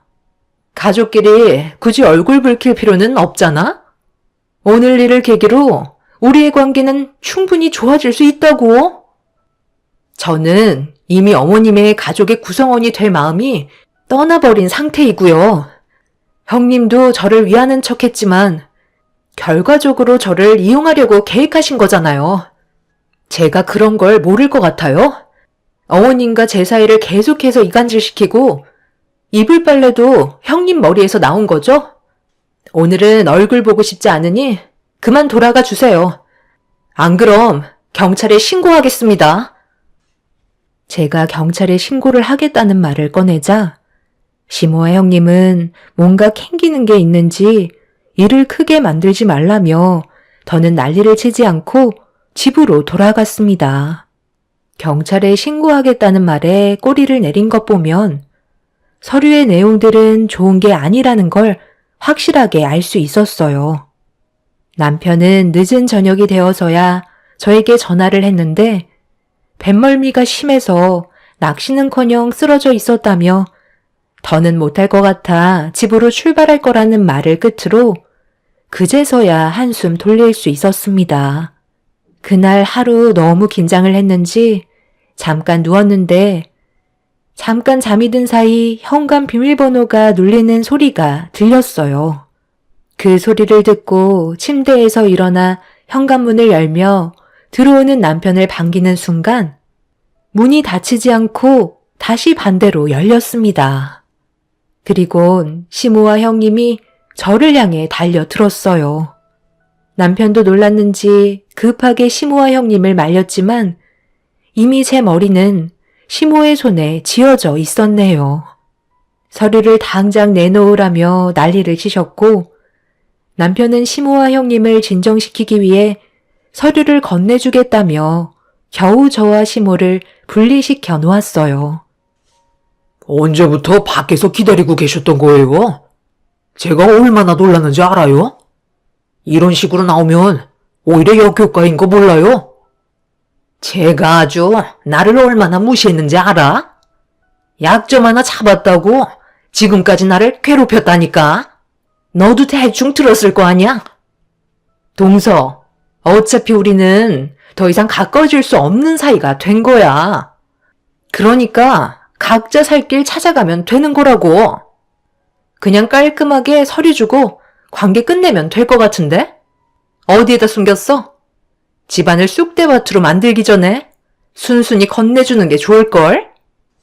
당신이 가지고 있는 그 서류 일단 나한테 줘봐봐. 내가 확실하게 뭔지 봐야 할 것 같아. 만약 조금이라도 문제가 있다면 그냥 넘어가지 않을 거예요. 가족이라고 해서 눈 감아 넘어가 주는 건 똑같이 처벌받게 된다는 거 모르시는 거 아니죠? 그렇기 때문에 문제가 있으면 저는 이 사람 편을 들 거고 그에 따른 처벌은 법이 정하게 될 거니 알아서 판단하세요. 우리가 뭘 어쨌길래 초장부터 겁을 주는 거야?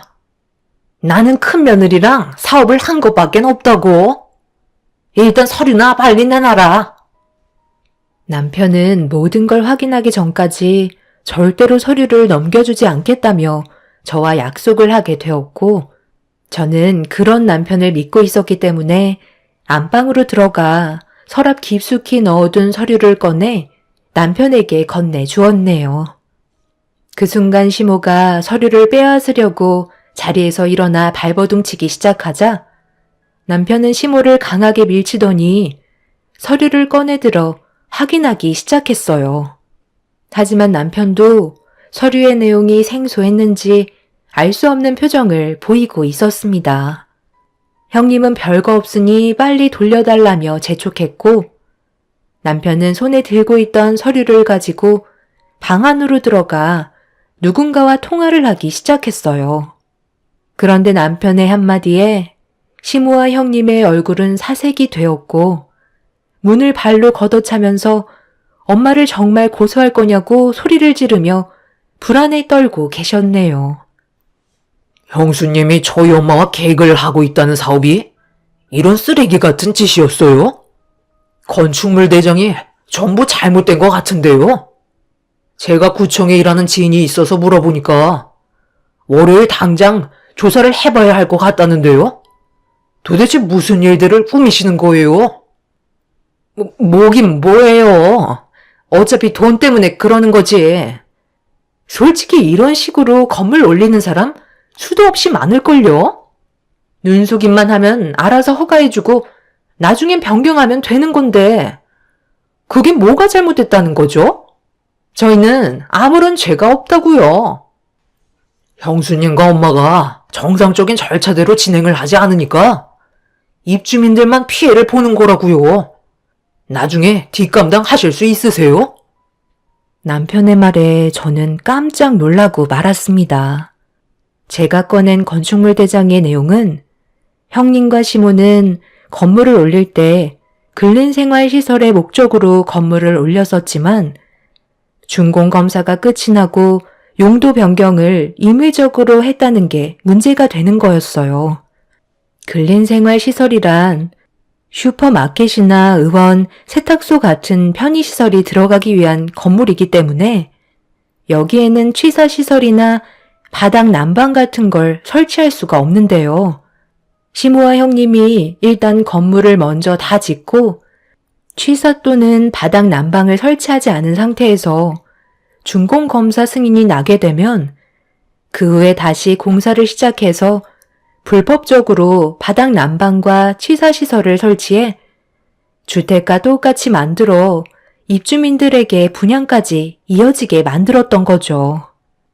시모와 형님은 관할 구청을 속이면서 이런 일을 반복적으로 해왔고 여기서 문제는 근생 빌라라고 불리는 불법 용도 변경에 따른 피해가 건축주인 시모와 형님에게 이행강제금을 부과하는 게 아닌 분양을 받은 소유자들한테 부과를 한다는 게 문제였어요. 결국 이런 걸 모르는 사람들은 분양을 받고 이사를 왔는데 당장 처분할 수가 없어서 매년 시세의 10%에 달하는 이행강제금을 떠안을 수밖에 없는 상황이 생기는 거였죠. 형님과 시모가 이렇게까지 하는 이유는 똑같은 면적에 많은 세대를 만들 수 있다는 것과 주차면이나 층수의 제한을 덜 받기 때문에 건물을 올릴 때 최대한 많은 돈을 벌기 위한 수법을 사용했던 거였죠. 이런 부분에 대해 제대로 알지 못하는 사람들은 결국 아무것도 모른 채 피해를 떠안아야 한다는 게 너무 큰 문제였어요. 그래서 시모와 형님은 이런 사실을 숨기기 위해 제가 들고 온 건축물 대장 서류를 악착같이 빼앗으려 했던 거였네요. 그런데 심하게는 아무것도 모른 채 살고 계시던 분들의 건물이 철거 명령이 내려질 수도 있다는 경우도 생긴다는 거였죠. 모든 사실을 알게 된 남편은 절대 그냥은 넘어갈 수 없다는 말로 결정짓게 되었고 시모와 형님은 주변에서도 불법 용도 변경으로 건물을 올리는 사람들이 정말 많다면서 아무 말 하지 않으면 조용히 넘어갈 수 있는 문제라고 한 번만 살려달라며 애원하고 있었습니다. 하지만 남편의 마음을 바꿀 수는 없었고 결국 이 문제는 법적으로까지 들어가고 말았습니다. 그동안 시모와 형님은 이런 식으로 건물을 올려 많은 사람들에게 피해를 주면서 많은 이익을 취하며 살고 있었어요. 두 분이서 벌인 일들은 결국 고스란히 떠안게 되는 상황이 생겨버린 거였죠. 이런 사실을 아시게 된 시부와 시숙 또한 전혀 모르고 있었는지 아무런 대응도 해주지 못한 채 두 눈 뜨고 지켜볼 수밖에 없었네요. 그렇게 많은 사람들이 시모에게 찾아와 고소를 진행했고 그에 따른 피해 금액 또한 어마어마했어요. 결국 엄청난 빚과 함께 불법적으로 이행했던 사업들은 전부 주저앉고 말았습니다. 그로부터 1년이 지난 지금 저희 부부는 시모와 인연을 끊고 잘 살고 있지만 시모는 감당하기 힘든 빚을 떠안게 되면서 시부에게 쫓겨나고 말았네요. 시숙 또한 형님의 잘못된 행동으로 인해 피해를 보고 싶지 않았는지 결국 이혼을 선택하게 되셨습니다. 만약 제가 그 서류를 발견하지 못했다면 지금도 많은 분들이 피해를 보고 계셨을 걸 생각하니 너무 소름이 돋습니다. 제 사연을 통해 같은 피해를 받으시는 분들이 안 계셨으면 좋겠네요. 두 번 다시 시모와 형님이 제 앞에 나타나지 않았으면 좋겠어요. 제 사연 들어주신 분들 감사합니다. 안녕하세요.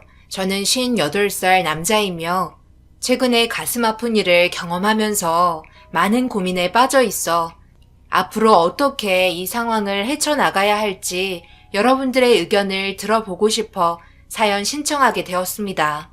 다른 사람들과 별반 다를 것 없는 일상을 살고 있으며 작은 사업 하나 운영하고 있습니다. 먹고 살 정도는 되니 이 나이에 그저 감사할 뿐입니다. 여기에 글을 써야 하나 말아야 하나 정말 많이 고민했어요. 가족력을 이야기하는 자체가 저희 집안의 수준을 여러분들께 알리게 되는 거고 혹시나 이 글을 보고 주위 사람들 중에 저희 집안을 알고 계시는 분들이 있으시다면 그동안 좋게 봐주셨던 분들 또한 바라보는 시선이 달라질까봐 걱정이 많이 됩니다. 그래도 제일 영향력 있는 이곳에 사연을 신청하면 앞서 말한 점들을 감수하고서라도 저보다 인생 경험이 많으신 분들의 의견을 듣고 앞으로의 인생을 살아가는 데 있어 좋은 밑거름이 될 수도 있을 것 같다는 판단하에 결정을 하게 되었네요. 2년 전부터 제 아내는 몸이 좋지가 않았습니다. 제가 사업을 지금까지 운영하면서 크진 않아도 이것저것 해야 될 일거리들이 많이 있어서 도와주다 보니 그동안 몸이 점점 힘들어졌는지 병원을 자주 찾게 되더라고요. 그런 점들이 아내에게 너무 미안했어요. 그래서 앞으로 집에서 쉴 수 있게 직원도 따로 채용을 했는데 아내는 그동안 저와 함께 해왔던 일들 때문에 그런지 계속해서 신경이 쓰였나 봐요. 사업장에 오지 말라고 말을 해도 조용히 찾아와서 일손을 거들어주니 제가 마음이 좋지 않더라고요. 그래서 걱정되는 마음에 저도 모르게 아내에게 상처를 주게 되었네요. 사업장에 그만 찾아오라고 했는데 왜 계속 오는 거야? 당신 없어도 이제 충분하고 직원도 채용했잖아. 집에 있는 것도 답답하고 내가 여태껏 해왔던 일인데 다른 사람이 대신한다니 신경이 쓰이니까 잘하고 있는지 확인해보고 싶어서 그냥 찾아와 봤어. 당신 옆에서 계속 일만 하다가 갑자기 집에서 쉬려고 하니 적응이 되겠어? 그렇다고 계속해서 사업장에 나오면 병원 가서 약 먹고 치료받는 게 무슨 소용이야? 직원은 왜 뽑은 거냐고? 그동안 정말 고생했고 자리도 잡힌 상태라 이제 그만해도 된다고 얘기했잖아. 새로 들어온 직원이 일도 잘한다고. 그러니 당신은 이제 집에 들어가서 푹 쉬든지 하고 싶은 거 하면서 살면 된다니까. 나이 먹고 귀까지 어두워진 거야? 한두 살 먹은 나이도 아닌데 제발 내 말 좀 듣지. 내가 화를 내야 그제서야 말을 들을 거야? 아내가 워낙 제 말을 들으려 하지 않다 보니 저도 모르게 직원들과 함께 일하는 공간에서 큰 소리로 한 소리 하게 되었고 일적인 스트레스까지 동반이 되면서 나온 말들은 좋지 않았기 때문에 그런 말을 꺼내게 되자 아내도 충격을 받았는지 놀란 눈빛으로 저를 바라보았고 눈시울이 붉어지면서 저에게 많은 실망을 한 눈빛을 보냈습니다. 아차 싶었지만 그때는 벌써 물이 엎질러진 후였어요. 뒤늦은 사태 수습은 시간이 필요했고 한동안 아내의 마음을 풀지 못해 난감했어요. 결국 이 문제를 해결하기 위해 딸의 도움이 필요했고 이제 막 결혼한 딸에게 저녁 함께 하자며 아내에게 일방적으로 하는 일에 대해 설명하며 약속을 잡았습니다. 그렇게 주말에 만나 괜찮은 식당 하나 예약해서 분위기 좋게 식사를 이어나가며 화가 풀리지 않은 아내의 기분을 저희 딸이 풀어주기 시작했어요. 그런데 여기에서 생각하지 못한 일이 발생이 되었고 피가 거꾸로 솟을 정도의 상황 때문에 인상이 찌그러지고 말았네요. 아빠가 괜히 그랬겠어요? 다 엄마를 걱정하고 사랑하니까 그런 거지. 아빠가 직원들 많은 데서 엄마한테 소리친 건 100번 잘못한 게 맞아요. 그러니까 깊이 반성하시고 앞으로는 그런 일 없도록 했으면 좋겠어요. 그리고 엄마가 일은 안 해도 왔다 갔다 할 수는 있는 거잖아요. 아빠도 너무 엄마한테 팍팍하게 굴지 말고 천천히 일손을 놓을 수 있게 배려해 주세요. 결혼하시고 지금까지 쭉 같이 일해 오시다가 갑자기 사업장에 나오지 말라고 하시니 뭔가 허전하고 마음이 이상하죠. 그래도 사업장에 아빠만큼 열정을 쏟으셨는데 안 그래요? 제가 아까도 아빠한테 뭐라고 한 소리 했으니까 엄마도 이제 기분 풀어요. 오래간만에 모두 한자리에 모여 즐겁게 식사하는데 분위기 망칠 수는 없잖아요. 아유, 뭔 소리야. 장인어른이 한두 번 얘기한 것도 아니고 장모님 건강 문제 때문에 시도 때도 없이 얘기했잖아. 그럼 생각해봐. 화가 나겠어? 안 나겠어? 나였으면 이 정도로 넘어가지 않았지. 고개도 못 들 정도로 화를 냈을걸? 장인어른이 그래도 마음이 넓고 착하시니까 장모님 투정 받아주시는 거지. 제 아내가 그랬다면 눈물 콧물 짜냈을걸요? 뭐라고? 지금 나 들으라고 한 소리야?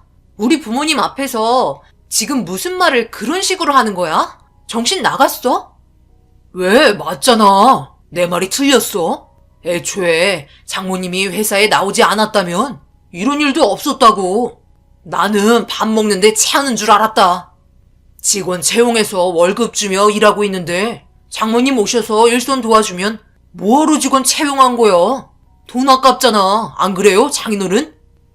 그 순간 모두가 정적이 흘러버렸고 아내는 사위의 말을 듣자마자 화가 치밀어 올랐는지 전부 자기가 잘못한 거라며 더 이상 한자리에 같이 있고 싶지 않다며 자리에서 일어났어요. 이런 식으로 전개가 흘러갈 거라곤 전혀 생각하지 못해서 난감했었고 사위에게 뭐라고 하는 것보다 상처받고 밖으로 뛰쳐나간 아내가 걱정이 돼서 뒤따라 나갔습니다. 딸은 사위의 입방정에 충격을 받았는지 화를 내기 시작했고 둘의 언성이 높아지게 되었어요. 결국 혹 데려왔다가 혹을 붙이고 가게 된 꼴이 되었고 집에 들어가는 동안 아내에게 말 한마디 붙일 수가 없었습니다. 어떻게 해야 할지 집에 가는 동안 정말 많이 고민했는데 제3자의 입장인 사위가 끼어들면서 제가 수습하기에는 벌써 늦은 상태였어요. 제가 회사에서 아내에게 소리친 것보다 사위에게 충고를 들었던 상황이 더 큰 상처가 된 것 같았고 집에 도착하자마자 아내는 안방문을 쾅 하고 닫으며 절대 나오지 않았습니다. 모든 걸 좋게 풀어나가려 했는데 갑자기 끼어든 사위의 행동에 대해 한 소리 하려고 전화를 했지만 한 소리 듣게 될 거 뻔히 알고 있었는지 핸드폰을 꺼놨더라고요. 그래서 딸에게 전화를 했는데 받지 않았고 아무래도 둘 사이에까지 문제가 생기게 된 것 같아 제가 한 판단이 또 한 번 잘못됐다고 생각되니 짜증이 몰려오더라고요. 한숨만 푹푹 쉬며 조심스럽게 안방문을 열었습니다. 당신 괜찮아? 사위가 말한 건 내가 봐도 잘못하긴 했는데 사위도 당신이 걱정이 돼서 그런 말을 한 것 같아. 그러니까 너무 마음속에 담아두지 말고 상처도 받지 않았으면 좋겠어. 내가 나중에 따끔하게 말버릇 고치라고 충고할게. 내가 잘못했네. 직원까지 채용한 상태인데 사업장에 찾아갔으니 얼마나 속이 터졌겠어. 다시는 안 갈 테니까 혼자서 지지고 볶고 다 해. 나는 그래도 아직까지 불안한 마음에 일거리들을 잘 처리하고 있는지 궁금해서 가본 건데 내가 내린 판단이 이렇게까지 잘못됐을 거라곤 전혀 생각하지 못했어. 앞으로 절대 가지 않을 테니까 알아서 잘해봐. 아내는 사위가 한 말에 대해 엄청난 충격을 받고 있었고, 그래도 사위를 좋게 보고 있었던 아내가 충고를 듣게 되니 정신적으로 힘이 들었었나 봐요. 그 이후 성격도 소심해지고 퇴근하고 들어온 저와도 제대로 말도 섞지 않았습니다. 그래서 이 문제로 인해 딸에게 전화를 하니 나중에 찾아뵙고 자신이 잘못한 점에 대해서 용서를 빌러 가겠다며 가라앉은 목소리로 기운 없이 얘기하고 있었어요. 그렇게 한참 동안 서로의 감정이 좋지 않은 상태를 풀기에는 시간이 많이 필요했어요. 그래도 정말 다행인 건 시간이 모든 걸 해결해주고 있었습니다. 사위도 제 아내의 몸 상태가 걱정이 돼서 한 말이었고 너무 심했다면 죄송하다고 주말에 시간을 내어 찾아왔어요. 정말 다행히도 아내의 넓은 마음이 모두에게 다시 평화를 안겨주었고 2번 다시 이런 일이 발생이 되지 않게 서로가 조심하기로 충분한 대화를 이어나갔고 앞으로 별 문제는 없을 거라 생각했어요. 그 이후 아내는 해보고 싶었던 취미 생활들을 하나하나 하기 시작했고 어느새 새로운 일상에 잘 적응을 하고 있었어요. 편히 쉬며 인생을 즐기고 있는 모습이 보기 좋았고 앞으로도 건강하게 오래오래 제 옆에 있어주길 바랬습니다. 그렇게 살아오던 도중 일이 끝나고 집에 들어왔는데 아내가 눈물을 흘리고 있더라고요. 제가 현관문을 열고 들어오자마자 급하게 눈물을 훔치길래 무슨 일인지 물어보았습니다. 갑자기 왜 눈물을 흘리고 있는 거야? 무슨 일이 있는 거야? 당신이 눈물을 흘릴 정도이면 꽤 큰일인 것 같은데. 그게 우리 딸에게 문제가 좀 생겼어. 앞으로 어떻게 해야 할지 걱정부터 앞서네. 사돈댁에서 은정이에게 많이 실망했나 봐. 앞으로 손주를 볼 수 없을 것 같다는 진단 결과를 받았대. 그동안 일적인 스트레스로 인해 임신이 되지 않았다고 생각했는데 그게 아니었나 봐. 그래서 정밀 진단을 하게 됐는데 불임이래. 다시는 임신할 수 있는 가능성이 없다고 했었나 봐. 아내의 말에 너무 큰 충격을 받았고 믿을 수 없는 진단 결과에 저는 아무 말도 할 수가 없었습니다.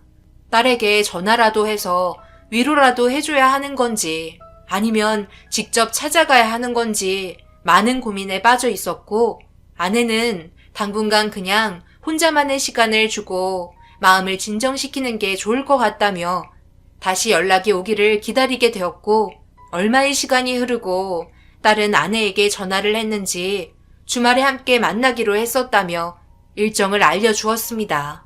그런데 아무래도 아이를 가지지 못하는 문제에 있어 딸의 결혼 생활에 문제가 생겼던 것 같았어요. 한자리에 모여 그래도 오래간만에 밝게 웃으며 시간을 보내려 했는데 사위의 얼굴이 좀처럼 펴지지 않아 분위기는 점점 안 좋아졌고 오래간만에 얼굴 봤는데 심기가 불편해지면서 사위의 행동으로 인해 결국 저희 딸이 눈물을 흘리고 말았습니다. 이래서 결혼 전에 정밀 검사를 받아봐야 하는 건가 봐요. 임신을 하지 못하는 상태였으면 절대 결혼하지 않았죠. 제가 저희 집안에 얼굴을 내밀 수가 없어요. 그토록 바라고 있던 손주를 안겨주지도 못하는데 제가 고개를 들 수 있겠어요? 생산적인 일을 잘해야 사랑받는데 그렇지 못하니 빈 껍데기와 사는 것 같은 느낌이라 예전 같은 느낌은 없네요. 자네 지금 나한테 하는 소리인가? 그렇게 말하는 이유는 우리 딸과 이혼이라도 하겠다는 말이야? 제가 이혼하겠다고 했어요. 그냥 예전같이 많은 사랑을 줄 수 없을 것 같다고 얘기한 거죠. 그렇잖아요. 결혼을 하면 자식을 낳고 행복하게 사는 게 당연한 건데 그렇게 하지 못한다면 결혼 생활이 재미있을까요? 김서방, 보자 하니까 말이 너무 심한 거 아니야? 어떻게 함께 모여있는 자리에서 그런 말을 할 수가 있는 거야? 우리 딸이 임신이 안 되고 싶어서 그랬겠어? 누구보다 원하고 있었다는 건 자네가 더 잘 알 텐데 그런 마음 이해해주지는 못하고 어떻게 상처되는 말만 골라서 할 수가 있는 거야? 차라리 이럴 거면 그냥 이혼하는 게 좋겠네. 둘이 당장 헤어져라. 그건 저희가 알아서 할 문제이고요. 저는 그냥 현실에 대해 불만을 얘기한 것 뿐이에요. 저는 말도 못합니까? 사위의 언행에 너무 화가 치밀어 오른 저는 주먹이 불끈 쥐어졌고 자리에서 벌떡 일어나자 그 순간 딸은 눈물을 흘리며 밖으로 뛰쳐나갔어요. 사위의 행동이 너무 한심스러워 멱살을 잡고 결혼식 때 한 말은 전부 다 거짓이었냐고 소리쳤습니다. 사위는 결혼식 날 저희 딸에게 할 말이 있다며 마이크를 들었었고 그때 무슨 일이 있어도 제 딸에게 눈물 흘리지 않게 행복하게 해주겠다고 했었는데 그렇게 하지 못한 행동들에 배신감이 느껴졌고 더 이상 둘의 결혼 관계를 유지하게 하고 싶지 않았습니다. 사위는 저를 뿌리치며 나중에 다시 대화하자고 얘기한 뒤 저희 딸을 뒤따라 나갔고 아내에게 먼저 나와서 미안하다며 문자 한 통이 오고 돌아갔습니다. 두 눈으로 딸의 결혼 생활이 위태롭다는 걸 확실하게 알 수 있었고 결국 다음날 일이 손에 잡히지 않던 저는 사돈에게 전화를 걸어 따로 만나기로 결정하게 되었네요. 저만 움직이기로 했고 아내와 딸에게는 사돈과 만난다는 걸 비밀로 했어요. 무슨 말을 들을지 모르는데 괜히 상처만 주게 될 것 같아 조심스러운 부분들도 있었습니다. 그렇게 예약한 장소에 먼저 도착해 기다리고 있었고 30분 정도 시간이 흐르자 바깥 사돈과 안 사돈이 천천히 걸어오더니 저를 보며 불만이 많은 표정으로 자리에 앉았습니다. 왜 보자고 하는 건지는 대충 알겠네요. 우리 아들과 헤어져 달라고 얘기하려고 저희 부른 거죠? 아무래도 사돈 집안과 맞지 않는다면 더 이상 결혼 생활을 유지할 수는 없겠죠. 그리고 김서방은 이미 제 딸에게 마음이 떠난 것 같습니다. 아이를 낳지 못한다는 거에 대한 불만이 많은 것 같아요. 사돈도 같은 생각이시죠? 그렇죠. 저희도 당연히 좋게 봐줄 수는 없는 거 아닌가요?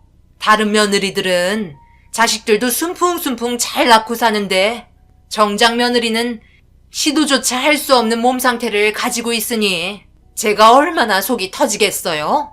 그래서 산부인과에 찾아가 다시 물어봤는데 혹시나 하는 기대는 아예 하지 말라고 얘기하더라고요.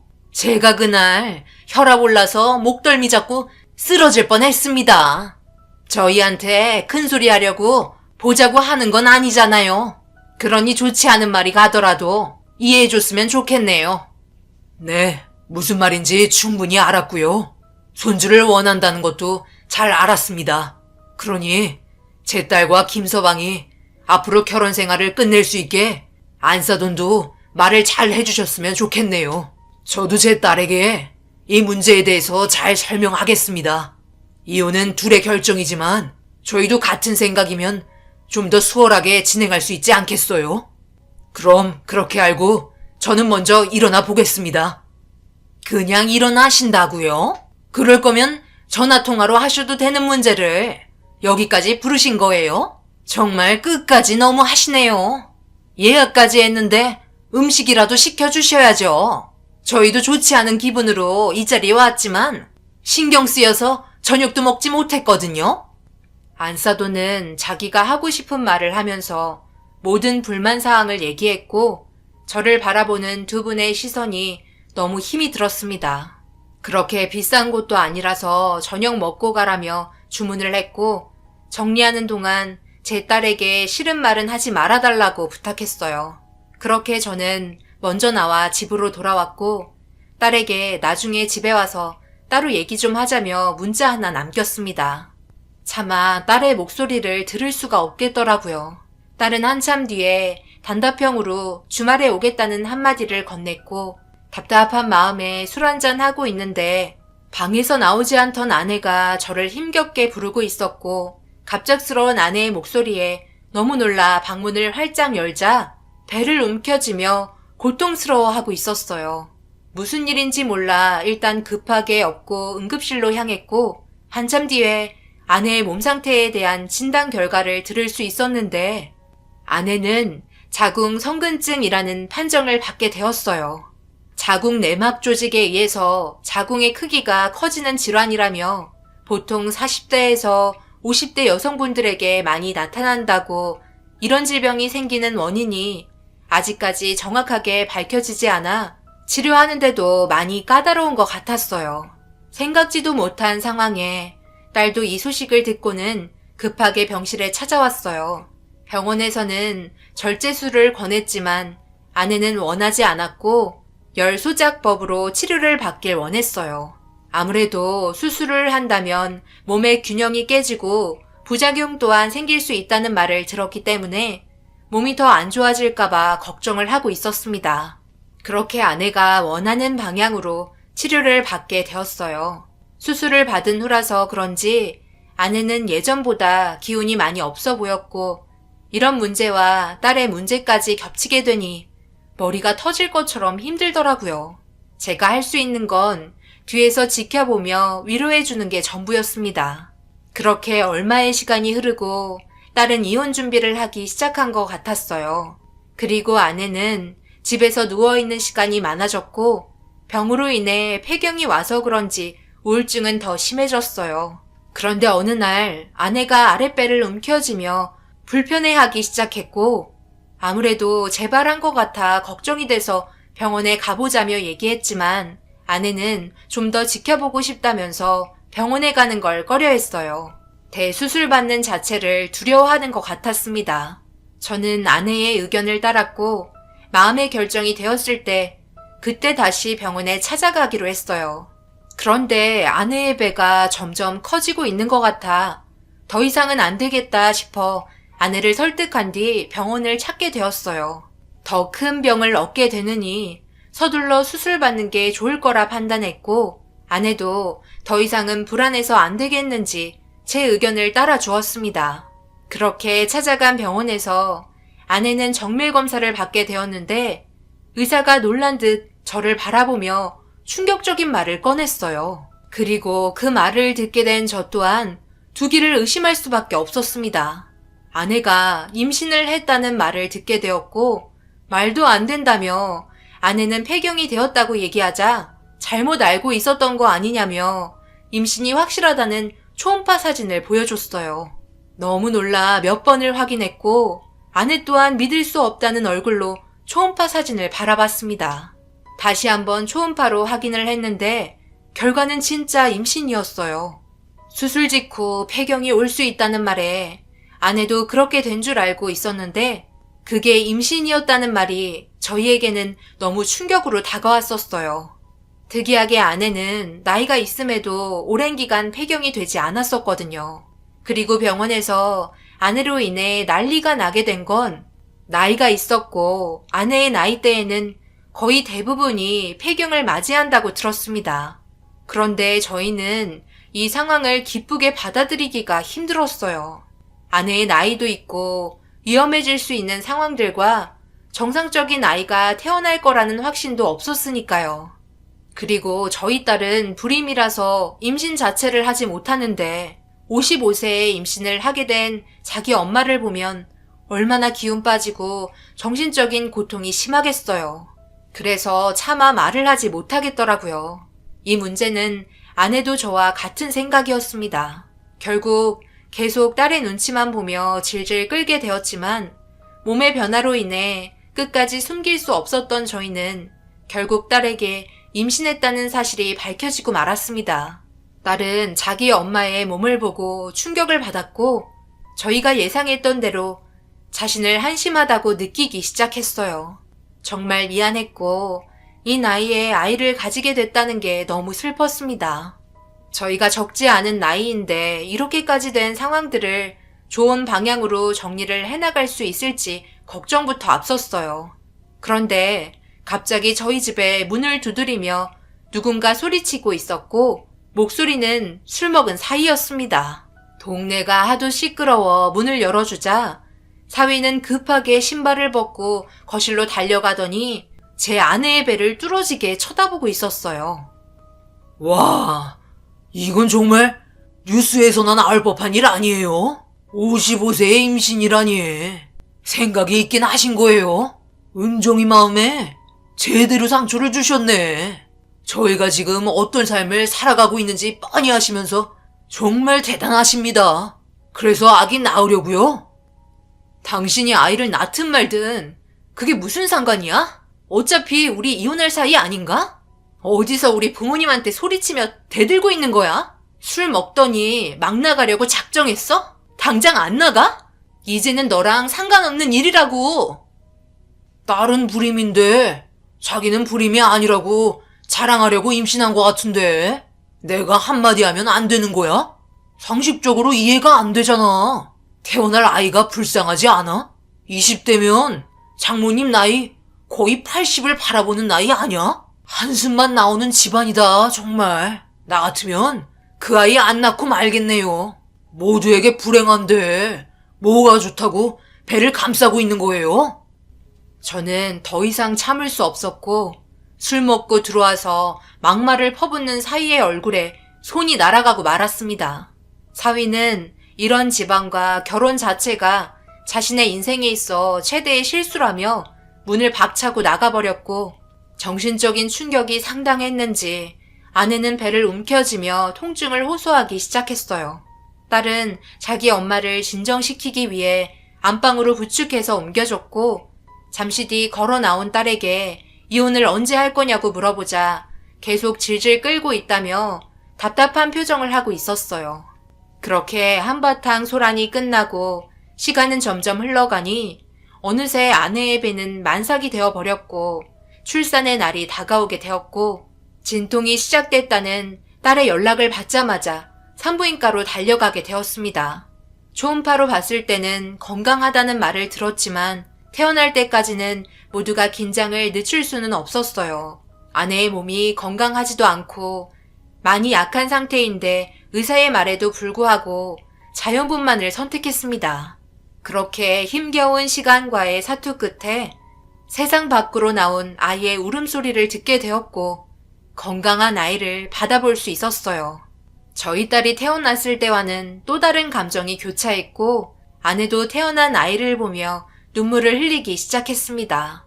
딸도 아이가 신기한지 이리저리 살피며 어디 하나 문제없이 태어난 아이를 보며 모두가 무사해서 안심하고 있었어요. 그렇게 저희 모두 세상에 태어난 사랑스러운 아기를 보며 시간 가는 줄 모르고 병실에 있었고 며칠의 기간 동안 산후조리를 끝낸 아내는 집에서 늦은 나이에 육아를 하기 시작했어요. 확실히 그동안의 경험이 있어서 그런지 전혀 힘들어 보이지 않았습니다. 딸은 회사 일이 끝날 때마다 집으로 찾아와 도움을 주었어요. 그런데 단 한 번도 찾아오지 않았던 사위가 초인종을 눌렀고 현관문을 열어주지 않으려 하자 계속해서 누르는 초인종에 이제 막 잠이 든 아이가 깰까봐 어쩔 수 없이 문을 열었습니다. 거실에 있는 아기 침대에 곤히 자고 있는 아이에게 저희를 무시하고 급하게 다가가 빤히 쳐다보더니 딸에게 한마디 하더군요. 장모님, 이 아이는 어디 문제 없대요? 은정이한테는 문제가 있잖아요. 그런데 얘는 남자라서 별 문제 없나? 혹시 모르지. 커보면 어디에 문제가 있을지도. 안 그래요? 당신도 불임이라는 거 전혀 모르고 살았었잖아. 지금 그 말하려고 여기 온 거야? 도대체 왜 온 거야? 제발 우리 그만 이혼하자고. 내가 몇 번이나 이혼하자고 했는데 내 말이 우스워? 나는 더 이상 함께하고 싶지 않으니까 우리 인연 여기서 끝내자. 그리고 아기 깨겠어. 얼른 나가라고. 저는 사위의 얼굴을 보고 싶지 않아 당장 나가라며 삿대질을 하기 시작했고 아내도 불편한 표정으로 바라보고 있었어요. 딸이 사위의 옷을 잡아 끌며 나가라고 몸싸움이 벌어지던 그때 갑자기 엄청난 일이 벌어지고 말았습니다. 사위가 순식간에 아기를 들더니 밖으로 뛰쳐나갔고 갑작스러운 행동에 너무 놀란 저희는 뒤늦게 사위를 따라갔어요. 사위는 모든 걸 계획하고 온 듯한 행동으로 재빠르게 움직여서 손을 쓸 수가 없었습니다. 그리고 급하게 뛰어갔지만 사위는 아이를 데리고 차를 타고 순식간에 사라졌고 무슨 일이 발생이 될까봐 걱정돼 급하게 쫓아가기 시작했어요. 겨우 따라잡기 시작하던 그때 신호에 걸려 다시 놓치면서 사라져가는 차의 뒷모습에 안절부절 못하고 있는데 가는 방향이 딸이 살고 있던 신혼집이더라고요. 신호가 바뀌자마자 딸의 집으로 향했고 도착을 하니 사위의 차가 주차가 되어 있었습니다. 급하게 올라가 딸의 집을 여는 순간 저희가 목격한 광경은 정말 충격이었네요. 사돈댁과 사위가 울고 있는 아이를 달래며 좋아하고 있더라고요. 꼭 자신들의 자식인 것 마냥 아이를 안아주고 있었습니다. 지금 뭐 하시는 거죠? 당장 그 더러운 손들 떼지 못해? 어디서 남의 자식을 함부로 데려갈 수 있는 거야? 왜요? 저희도 얼굴 볼 수 있는 거 아니에요? 이참에 그냥 이 아이 우리 아들이 키우게 되면 좋을 것 같은데 어때요? 며느리와 우리 아들의 자식으로 하자고요.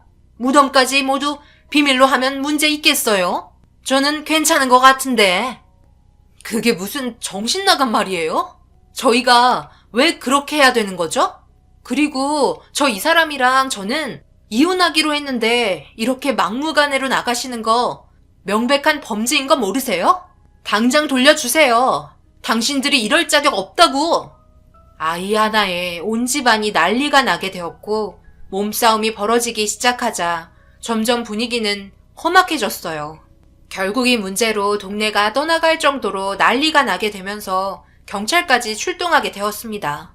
사돈댁의 행동들이 저희는 전혀 이해가 되지 않았고 아이를 막무가내로 데려간 것도 너무 충격이었네요. 그런데 경찰이 오면서 진정이 되고 모든 게 해결이 된 이후 딸과 함께 집으로 다시 돌아가려고 하는데 사위는 화가 가라앉지 않았는지 엄청나게 빠른 속도로 뒤에서 돌진하더니 그대로 사고를 유발했고 그 순간 저는 운전대에 머리를 부딪히면서 정신을 잃고 말았어요. 눈을 떴을 때 응급실이었고 일어나자마자 딸과 아이를 먼저 찾았어요. 다행히도 딸이 아이를 감싼 상태였기 때문에 모두가 무사할 수 있었습니다. 지끈거리는 머리를 붙잡으며 안심하고 있을 때 사돈이 저희한테 찾아와 무릎을 꿇으며 잘못을 인정하기 시작했고 경찰서에 연행이 된 아들의 죄가 심각해진 상태라 합의하길 원하고 있었어요.